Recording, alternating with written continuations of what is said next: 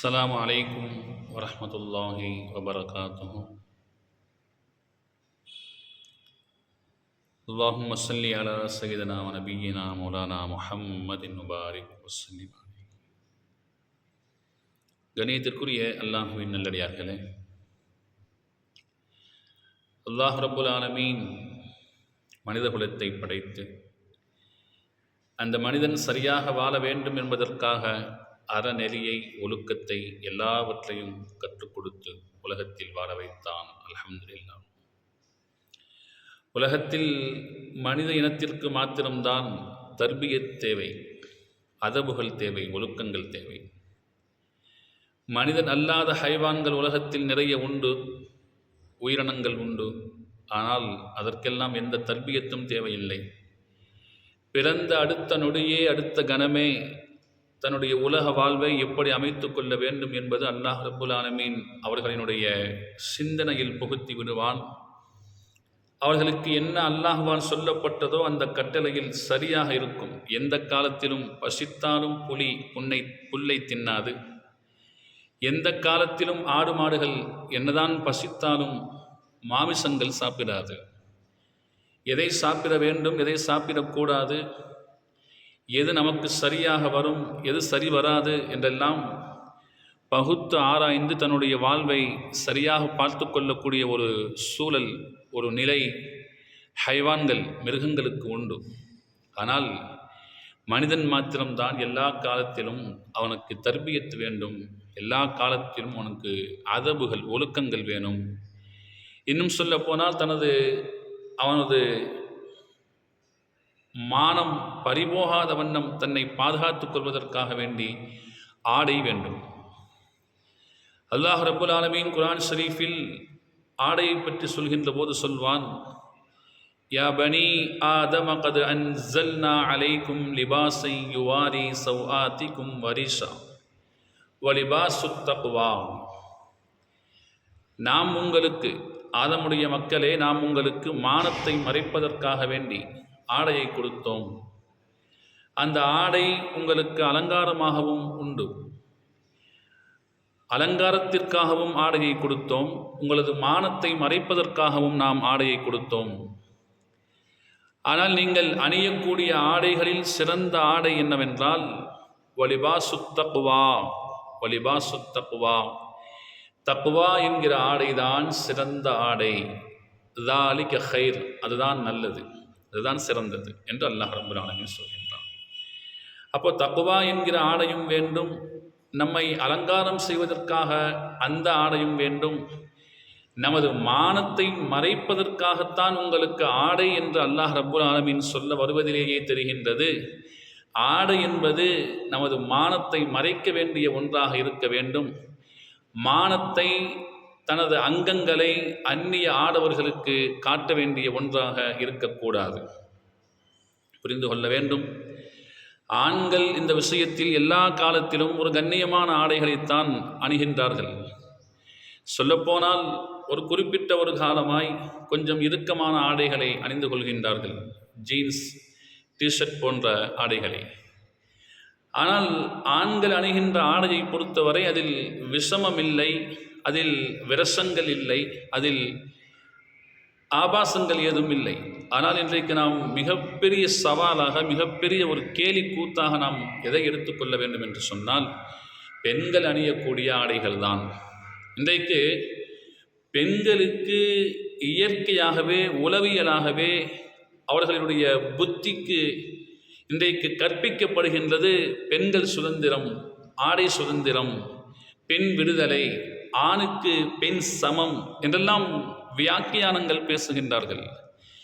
அவர்களினுடைய ஒட்டுமொத்த விடுதலையே என்னவென்றால், ஆடை விடுதலையாகிவிட்டால் நாம் உண்மையிலேயே விடுதலை ஆகிவிட்டோம் என்று அவர்கள் உணர்கிறார்கள். அது மிகப்பெரிய ஒரு மோசமான ஒரு கலாச்சாரம், மோசமான ஒரு சிந்தனை. அவர்களுக்கு அவர்களுடைய கண்ணியம் அவர்களாலேயே விளங்கிக் கொள்ள முடியாத அளவிற்கு மிகவும் மோசமான ஒரு காலத்தில் வாழ்ந்து கொண்டிருக்கின்றார்கள்.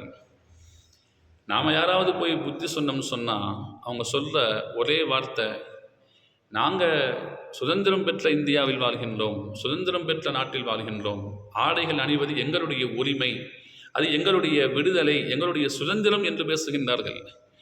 ஒட்டுமொத்தமாக அவுத்து போட்டுவிட்டு ஒரு அரை மீட்டர் துணியோடு அலைந்து திரிவதுதான் அவர்கள் கண்ட சுதந்திரம் போலும் தெரிகிறது. இது என்ன சுதந்திரம்? இது அல்லாஹ் ரப்புல் ஆலமீன் பாதுகாக்க வேண்டும். இஸ்லாமிய சமூகத்தை ஒரு 1500 ஆண்டு காலமாக ஃபர்தா என்கிற ஒரு அழகிய ஒரு சிஸ்டத்திலே வைத்து அல்லாஹ் ரப்புல் ஆலமீன் இஸ்லாமிய பெண்களை பாதுகாக்கின்றான். நாம் சொல்லக்கூடிய இந்த ஆடை நாகரிகங்கள் என்பது பிற சமூகத்திலே இருக்கக்கூடிய அந்த பெண்களை நாம் சொல்கின்றோம். எது உங்களுக்கு கண்ணியமான ஆடை? யோசித்து பாருங்கள். நீங்கள் சொல்கின்றீர்கள், எங்களை நீங்கள் சகோதரிகளாக பாருங்கள். உங்கள் வீட்டில் அக்கா தங்கை இல்லையா? உங்கள் வீட்டில் தாய் இல்லையா? ஒரு தாயை பார்ப்பதை போன்று, ஒரு சகோதரியை பார்ப்பதை போன்று நீங்கள் எங்களை பார்க்க வேண்டியதுதானே என்று கேட்கின்றார்கள். எந்த தாயாவது, எந்த சகோதரியாவது, எந்த அக்காவாவது கூட பிறந்த அண்ணன் தம்பிகளுக்கு முன்னால் தன்னுடைய அங்க அவயங்களை அரைகுறையாக காட்டிக்கொண்டு எந்த தாய் வந்து நமது முன்னால் நிற்கிறாள்? அல்லது எந்த சகோதரி வந்து நமது முன்னால் நிற்கிறாள்? அண்ணனுக்கு முன்னால், தகப்பனுக்கு முன்னால் நிற்கின்ற போது, வருகின்ற போது மிகவும் கண்ணியமாகத்தான் வருகின்றார்கள் எல்லோரும். ஆனால் நீங்கள் கண்ணியமில்லாத ஆடைகளை அணிகின்ற போது ஆண்களினுடைய சில உணர்வுகளை தூண்டக்கூடிய ஆபாச எண்ணங்களை தூண்டக்கூடிய அளவிற்கு நீங்கள் ஆடை அணிகின்றீர்கள் என்று சொன்னால் இது எவ்வளவு பெரிய ஒரு மோசமான ஒரு நிலை. இன்றைக்கு அந்த கலாச்சாரங்களை எடுத்துக்கொண்டு இன்றைக்கு இஸ்லாமிய பெண்களும் அதை பின்பற்ற ஆரம்பித்திருக்கின்றார்கள் என்று நாம் பார்க்கின்ற போது எவ்வளவு பெரிய ஒரு வேதனைக்குரிய விஷயம். யோசித்து பாருங்கள். ஃபர்தாவிலே கூட எவ்வளவு நவீன ஆடம்பரங்களையும் நவீன டிசைன்களையும் கொண்டு வந்து, சொல்லப்போனால் அந்த ஃபர்தாக்களை எல்லாம் யூத பெண்களும் யூதர்களும் தான் தயாரிக்கிறார்கள். பெருமானார் ஸல்லல்லாஹு அலைஹி வஸல்லம் காட்டிய வழியில் இஸ்லாமிய சமூகம் சென்றுவிடவே கூடாது என்கிற விஷயத்தில் யூதர்கள் மிகவும் கவனமாக இருப்பதால் இஸ்லாமிய பெண்களை வழிகெடுக்க வேண்டும் என்பதற்காக அவர்கள் மாத்திரம் என்ன கண்ணியமாக இருப்பது? உலகத்தில் எல்லா சமூகத்தையும் நாம் கெடுத்து விட்டோம், இஸ்லாமிய பெண்கள் மாத்திரம் என்ன கண்ணியமாக இருப்பது? அவர்களினுடைய ஒழுக்கத்தையும் வீதியிலே இழுத்து கொண்டு வந்து போட வேண்டும் என்கிற நோக்கத்தில் அவர்கள்தான் ஃபர்தாக்களை தயாரிக்கின்றார்கள். அதில் நிறைய பெயர்கள், நிறைய டிசைன்கள், நிறைய மாடல்கள் எல்லாம் இருக்கின்றது. ஆனால் ஒன்றை நாம் யோசிக்க வேண்டும். பெருமானார் ஸல்லல்லாஹு அலைஹி வஸல்லம் சொன்னார்கள், ஒரு காலம் வரும் பெண்கள் ஆடை அணிந்தும் நிர்வாணமாக இருப்பார்கள். தங்களுடைய அங்கங்களை, தங்களுடைய அவயங்களை அப்படியே வெளிக்காட்டக்கூடிய அளவிற்கு இறுக்கமான ஆடைகளை அணிந்து கொள்வார்கள் என்று பெருமானார் ஸல்லல்லாஹு அலைஹி வஸல்லம் சொன்னார்கள். மேலும் சொல்வார்கள், பெண்கள் தங்களுடைய முடிகளை ஒட்டகத்தின் திவில் போல் கொண்டை போட்டுக்கொண்டு அதற்கு மேல் ஃபர்தா போட்டுக்கொண்டு சாலை கட்டிக்கொண்டு அதை ஒரு அலங்காரமாக தங்களுடைய தலையினுடைய அந்த அழகை ஒரு எடுப்பாக காட்டிக்கொண்டு மிடுக்காக நடப்பார்கள் என்றெல்லாம் பெருமானார் ஸல்லல்லாஹு அலைஹி வஸல்லம் சொல்லிவிட்டு சொன்னார்கள். இப்படியெல்லாம் ஆடை அணிகின்ற, தன்னை அலங்கரித்துக் கொள்கின்ற பெண்கள் சொர்க்கத்தினுடைய நறுமணத்தை கூட நுகர முடியாது என்று சொன்னார்கள். இன்னா லில்லாஹ், அல்லாஹ் ரப்புல் ஆலமீன் பாதுகாக்க வேண்டும். எவ்வளவு பெரிய மோசமான ஒரு நிலை. நமது ஆக பெரும் நம்பிக்கையே எப்படியாவது சொர்க்கம் செல்ல வேண்டும் என்பதுதான்.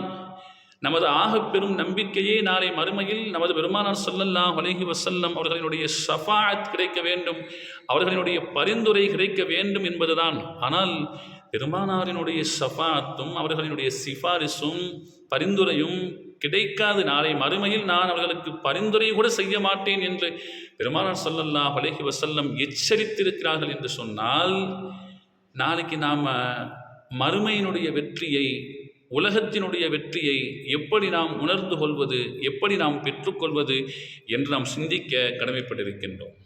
கண்ணியத்திற்குரிய அல்லாஹ்வின் நல்லடியார்களே, அதா இப்னு அபி ரபாஹா ரலியல்லாஹு தஆலா அன்ஹு, அப்துல்லாஹ் இப்னு அப்பாஸ் ரலியல்லாஹு தஆலா அன்ஹு, ரெண்டு பேரும் பேசிக்கிட்டு இருக்கிறாங்க.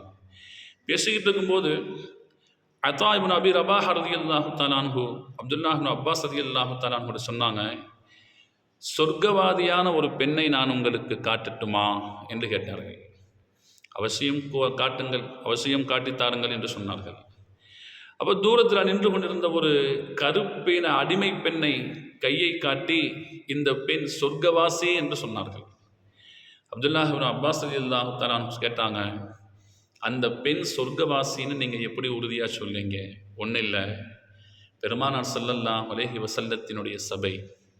அந்த பெண் ஒரு முறை பெருமானாரினுடைய சபைக்கு வந்தபோது பெருமானாரிடத்திலே சொன்னால், யா ரசூலல்லாஹ், எனக்கு வலிப்பு நோய் இருக்கிறது, காக்கா வலிப்பு நோய் இருக்கிறது. அந்த நோய் வந்தால் நான் என்னை அறியாமல் அந்த வலிப்பு வருகின்ற போது எனது ஆடைகள் எல்லாம் என்னை விட்டு விலகி என்னுடைய மறைவிடங்கள் எல்லாம் வெளியிலே தெரிகின்ற வண்ணம், ஆடவர்கள் பார்க்கக்கூடிய வண்ணம் எனது ஆடைகள் விலகி விடுகிறது யா ரசூலல்லாஹ். அந்த நோயை விட்டும் நான் ஷிஃபாவாக வேண்டும், சரியாக வேண்டும் யா ரசூலல்லாஹ். நீங்கள் எனக்காக துஆ செய்யுங்கள் யா ரசூலல்லாஹ் என்று கேட்டுக்கொண்டார். பெருமானார் ஸல்லல்லாஹு அலைஹி வஸல்லம் சொன்னார்கள், பெண்ணே, இந்த நோயை நீ அல்லாஹ்விற்காக வேண்டி சபுர் செய்தால், பொருந்திக் கொண்டால், நான் உனக்காக நாளை மறுமையில் அல்லாஹ்விடம் சொர்க்கத்தை வாங்கித் தருகிறேன். உனக்கு என்ன வேண்டும்? இந்த நோய் ஷிஃபாவாக வேண்டுமா, அல்லது நாளை மறுமையில் உனக்கு உறுதியாக சொர்க்கம் வேண்டுமா என்று கேட்கிறார்கள். எப்போதும் சஹாபாக்களும் சரி, சஹாபா பெண்மணிகளும் சரி, உலகத்தினுடைய துன்பங்களை கூட சகித்து கொள்வார்கள், பொறுத்து கொள்வார்கள். ஆனால் மறுமையினுடைய இன்பத்தை அனுபவிப்பதற்கு ஆசைப்படுவார்கள். அந்த பெண் சொன்னார், யா ரசூலல்லாஹ், எனக்கு மறுமையினுடைய சொர்க்கம்தான் எனக்கு கண்டிப்பாக வேண்டும். அது எனக்கு கிடைத்தால் போதுமானது யா ரசூலல்லாஹ். ஆனால் எனக்கு ஒன்று மாத்திரம் நீங்கள் செய்யுங்கள் யா ரசூலல்லாஹ். அந்த நோயை நான் தாங்கிக் கொள்கிறேன், சபுர் செய்து கொள்கிறேன். ஆனால் அந்த நோய் வருகின்ற போது, அந்த வலிப்பு வருகின்ற போது எனது ஆடைகள் எல்லாம் விலகுகிறது யா ரசூலல்லாஹ். ஆடவர்கள் பார்க்கிறார்கள் யா ரசூலல்லாஹ். அது எனக்கு மிகப்பெரிய வெட்க உணர்வை, நாணத்தை, ஒரு மாதிரியான ஒரு விஷயத்தை எனக்கு உள்ளூர ஏற்படுத்துகிறது யா ரசூலல்லாஹ். அதனால் அந்த ஆடைகள் மாத்திரம் வலிப்பு நோய் வருகின்ற போது விலகாமல் இருக்க வேண்டும் என்று யா ரசூலல்லாஹ், நீங்கள் அல்லாஹ்விடத்திலே துஆ செய்யுங்கள் யா ரசூலல்லாஹ் என்று கேட்டுக்கொண்டார். அதற்கு பிறகு பெருமானார் ஸல்லல்லாஹு அலைஹி வஸல்லம் துஆ செய்தார்கள். துஆ செய்ததற்கு பின்னால் அந்த பெண் கடைசி வரை அந்த நோய், வலிப்பு நோய் வருகின்ற போதெல்லாம் அவள் என்ன மாதிரியான சூழ்நிலையில் வலிப்பு நோய் வந்தாலும் அவர்களுடைய ஆடை மாத்திரம் கண்ணியமான முறையிலேயே இருக்கும், விலகாது என்று நாம் வரலாற்றில் பார்க்கிறோம். இப்போ சொன்னாங்க, அத்தா இப்னு அபி ரபாஹ் ரலியல்லாஹு தஆலா அன்ஹு சொன்னாங்க, அந்த சம்பவம் நடந்தபோது நான் பெருமானார் ஸல்லல்லாஹு அலைஹி வஸல்லம் அவர்களுக்கு அருகாமையில் தான் நான் இருந்தேன். அதனால் எனக்கு உறுதியாக தெரியும் அந்த பெண் சொர்க்கவாசி என்று. மக்களே, யோசித்து பாருங்கள். ஒரு கருப்பின அடிமை, எந்த அழகும் அவரிடத்திலே இல்லை. ஆனால் அழகே இல்லாத ஒரு கருப்பின பெண்களுக்கு கூட அந்த காலத்தில் வாழ்ந்த அந்த பெண் குலங்கள் பத்தினித்தனமாக, வெட்க நாணத்தோடு, சூடு சொரணையோடு உலகத்தில் வாழ்ந்தார்கள். தன்னுடைய அலங்காரத்தை வெளியிலே எங்கும் யாருக்கும், கணவனை தவிர மற்ற யாருக்கும் காட்டக்கூடாது என்று உறுதியோடு வாழ்ந்து நாளை மறுமையிலும் வெற்றி காண்பார்களே, அவர்கள்தானே உண்மையான சொர்க்கவாசிகள், அவர்கள்தானே உண்மையான உலகத்திலும் வெற்றியாளர்கள். யோசித்து பார்க்க வேண்டும். பெருமானார் ஸல்லல்லாஹு அலைஹி வஸல்லம் சொல்வார்கள், அல் ஹயாஉ ஷுஅபத்து மினல் ஈமான். அதாவது வெட்கம் என்பது ஈமானில் பாதி. ஈமான் ஒரு மனிதனுக்கு இருக்கு என்றால் அவனுக்கு வெட்க உணர்வு இருக்க வேண்டும். ஒரு பெண்ணுக்கு ஈமான் இருக்கிறது என்றால் அவளுக்கு வெட்க உணர்வு இருக்க வேண்டும். வெட்க உணர்வு ஒருத்திக்கு இருக்கிறது என்றால் அவளுக்கு ஈமான் இருக்கிறது என்ற அர்த்தம். ஒருவனுக்கு வெட்க உணர்வு இருக்கிறது என்று சொன்னால் அவனுக்கு ஈமான் இருக்கிறது என்ற அர்த்தம். ஈமானும் வெட்கமும் பாதி பாதி, இது இரண்டும் சேர்ந்தால்தான் அவன் மார்க்கத்தின்படி சரியாக வாழ்கிறான் என்றே நாம் சொல்ல முடியும். கண்ணியத்திற்குரிய அல்லாஹ்வின் நல்லடியார்களே, யோசித்து பாருங்கள். ஆடை விஷயத்தில் எந்த ஒரு சமரசமும் நமக்கு தேவையில்லை. சொல்லப்போனால் அது முழுக்க முழுக்க இன்றைய உலகத்திலே உள்ள யூதர்களால் எல்லா சமூகத்து மக்களையும், எல்லா சமூகத்தினுடைய கலாச்சாரங்களையும் குளிதோண்டி புதைப்பதற்காக அவர்கள் பேசுகின்ற சில வியாக்கியானங்கள் தான் அவர்கள் இந்த ஆடை குறைப்பு என்பது, கவர்ச்சி என்பது, பெண் சுதந்திரம் என்பது, ஆணுக்கு பெண் சமம் என்பது, பெண் விடுதலை என்பது எல்லாம் அவர்கள் காட்டுகிற போலி பின்பம். எந்த காலத்திலும் கண்ணியமான ஆடை அணிகின்ற பெண்கள் உலகத்திலும் மதிக்கப்படுவார்கள், நாளை மறுமையிலும் மதிக்கப்படுவார்கள். எம்பெருமான் முஹம்மது ரசூலுல்லாஹி ஸல்லல்லாஹு அலைஹி வஸல்லம் அவர்களினுடைய ஷஃபாஅத்தை பெறக்கூடிய தகுதியும் கிடைக்கும் அவர்களுக்கு.